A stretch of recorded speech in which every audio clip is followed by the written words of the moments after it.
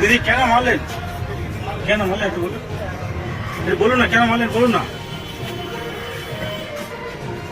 কেন মারলেন?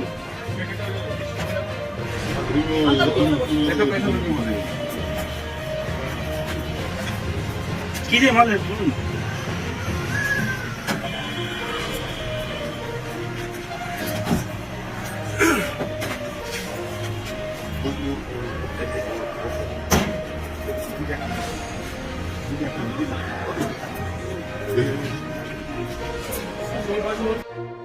ত্রিকোণ প্রেমের জেরে এক ব্যক্তিকে কুপিয়ে খুনের অভিযোগ।